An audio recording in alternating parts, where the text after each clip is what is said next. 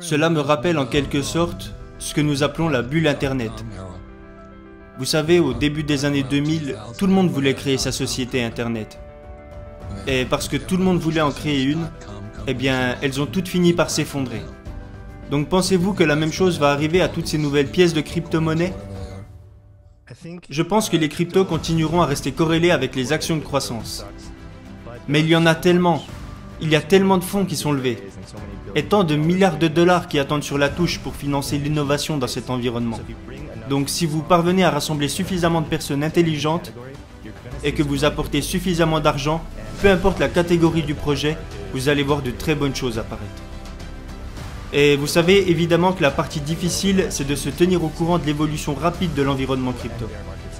Je veux dire, au cours de la dernière année, nous avons connu 3 cycles de marché haussier et baissier, avec différentes innovations qui apparaissent et qui disparaissent.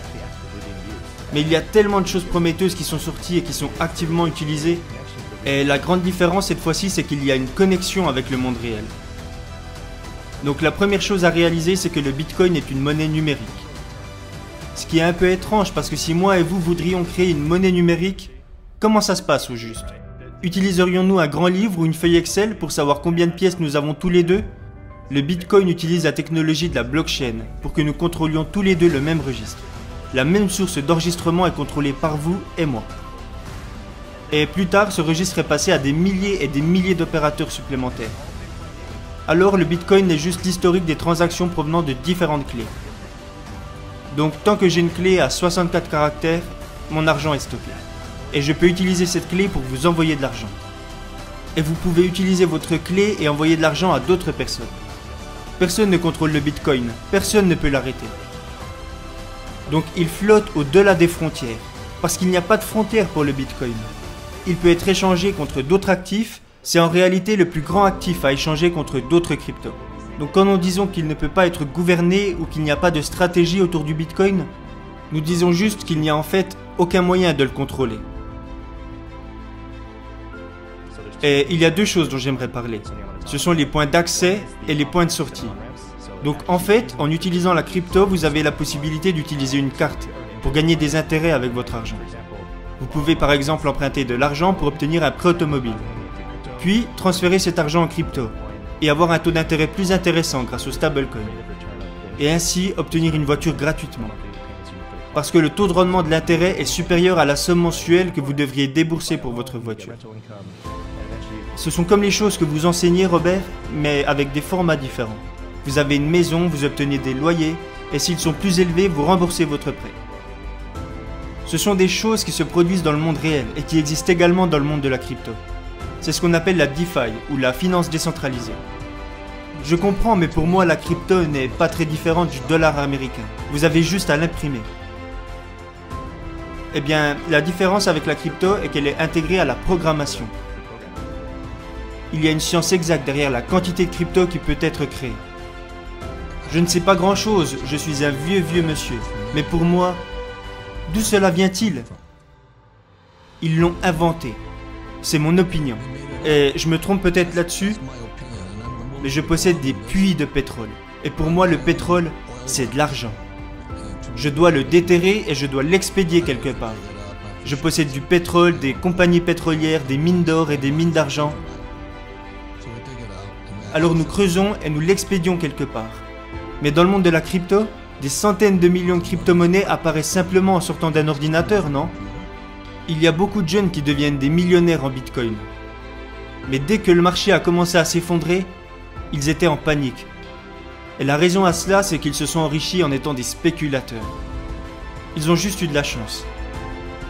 Vous savez, ils ont acheté 10 000 bitcoins à 1 $ unité. Et aujourd'hui, ils sont devenus multimillionnaires. Mais au fur et à mesure que ça descend, et la raison pour laquelle ils ont peur est que si le bitcoin retombe à 0, ce qui pourrait être possible, ils seront anéantis. Alors parfois le bitcoin monte et parfois le bitcoin descend. Ce n'est pas très différent de l'or. C'est juste plus volatile parce que vous êtes des férus de technologie et vous suivez ce qui se dit sur Reddit et GameStop et tous ces trucs-là.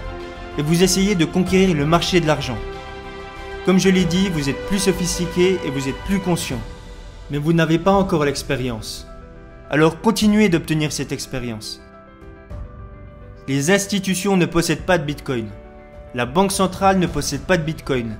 Parce que le Bitcoin va à l'encontre de la banque centrale. C'est pour ça que la Fed, que la Banque Centrale Européenne, la Banque Centrale Japonaise, la Banque d'Angleterre, elles n'aiment pas les crypto-monnaies. C'est important de comprendre ça. Comment se fait-il qu'il y ait tant de cryptos qui soient créés? Eh bien, une chose qui s'est produite au cours des 2 dernières années est un changement de l'image que renvoyaient les cryptos. Donc au lieu de les considérer comme une simple forme de monnaie, les gens les considèrent à présent comme une plateforme pour créer des applications, pour gérer différentes adhésions. Et beaucoup d'entreprises se sont créées. Donc tout ça, c'est ce qu'on appelle le Web 3.0. Donc si vous pensez au Web 2.0, le Web 2.0, c'est lorsque vous pouvez interagir avec un site. Alors que le Web 3.0, c'est comme si la plateforme était publique. N'importe qui peut développer des choses dessus. Et n'importe qui peut interagir avec.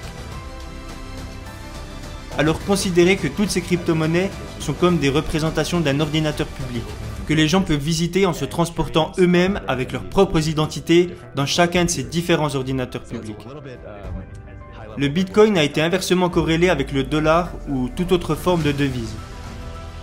Donc si le dollar s'effondre ou va mal, Bitcoin a montré historiquement qu'il augmentera. C'est comme ça que ça s'est passé. Le Bitcoin a également été lié à d'autres actifs, mais seulement à quelques reprises. Pour vous résumer les choses, le Bitcoin a été corrélé au SP500 à un moment donné. Et puis, comme le pétrole s'est écrasé en mars, tout a été liquidé. Donc le Bitcoin est considéré comme un actif risqué car il est très volatile. Il n'a pas été protégé de tout le capital qui a été retiré des marchés. Je veux juste m'assurer que les gens réalisent qu'il n'est pas vraiment corrélé avec d'autres actifs. Je dirais que c'est plus comme une couverture ou une assurance pour protéger tous les autres actifs que vous détenez. Je comprends, mais ma question est, combien de cryptos seront toujours là dans les 10 prochaines années? Eh bien, les choses ont pas mal changé, puisque maintenant il y a les stablecoins. Les stablecoins se sont largement propagés dans le monde de la crypto. Ce sont des coins qui valent 1 $. Ils ne changent pas de valeur. Alors maintenant, il existe un refuge sûr pour préserver votre argent. Comment pouvez-vous appeler ça un refuge alors que nous ne savons même pas ce que c'est? Il y a plusieurs façons de créer des stablecoins, et certaines d'entre elles sont plus sûres que d'autres. Je comprends, mais comment pouvez-vous en être certain? Encore une fois, c'est dépendant des connaissances que vous avez dans le monde de la crypto, et des recherches que vous faites quotidiennement. Certains stablecoins sont soutenus par les pièces numériques dont elles disposent. Certains sont algorithmiquement stables. Elles peuvent être brûlées ou être minées, mais les pièces restent à 1 $. La principale chose à savoir, c'est qu'il existe des endroits pour préserver son argent dans le monde de la crypto qui sont sûrs, et qui ne vont pas aller à l'encontre des forces du marché. J'adore le Bitcoin. J'ai failli en acheter, je pense que c'était en 2017, quand il était à 20 000 $. Mais je ne l'ai pas fait, et je vais vous dire pourquoi. Ce que je vais vous dire est une véritable leçon d'éducation financière. Ils ne vous enseignent pas ça à l'école. Il existe 3 types de personnes dans le monde quand il s'agit d'argent. Il y a l'investisseur, le trader et le spéculateur. Moi, je suis un investisseur. Donc au moment où j'ai commencé à acheter du Bitcoin, je n'étais pas un trader. Un trader est quelqu'un qui va acheter dans le but de le revendre. Un trader, comme dans l'immobilier, achète un bien pour le revendre directement. Il achète une maison pour la revendre plus cher. Et un spéculateur est un parieur. Et je dirais que la plupart des gens qui se positionnent sur le Dogecoin et tous ces autres trucs, ce sont des spéculateurs. Ce sont tous ces types qui espèrent que ça va monter. Ce n'est pas ce que je fais.